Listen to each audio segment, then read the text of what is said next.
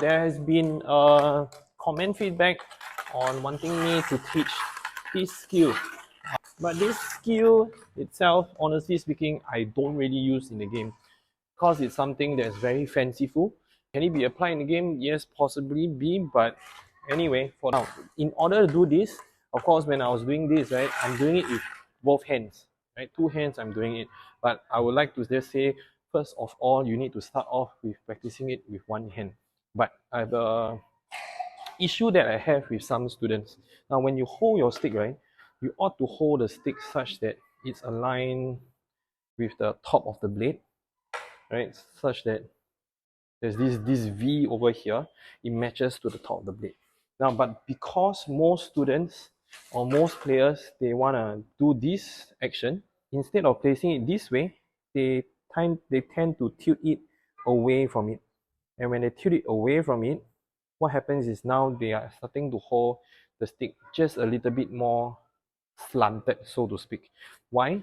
They slant the hand so that they can do this action a lot more easier. Now, for the sake of this skill, and then they tilt this, what happens is it affects their other games, the dribbling part of it, the passing part of it, because they are not shifting it back.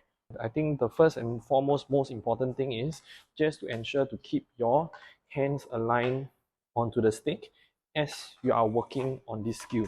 Now, what you want to first try to do is be able to maneuver the ball around you and use the tip of the blade to be able to bring it back. Now, it might be as slow as this at the start because you are trying to figure out how to control the ball with the different parts of the blade. You can also see that the ball will actually roll through from one end of the blade towards the tip of the blade, and then from the tip of the blade you need to roll it back to its original spot. You want to do this a couple of times, and while doing so, again, alignment of the hand should not go away. Once you do a couple of times, you should be able to go a lot more faster. This is just an example, and once you get hold of it, you roughly know the direction or the pathway to go. Now, secondary hand is the one holding it below, because if you are a righty, then saying left or right might be wrong. So secondary hand is the hand below, and then master hand is the hand on top. The master hand will do the main job. The secondary hand will do whatever that it can do to complement the movement of the ball.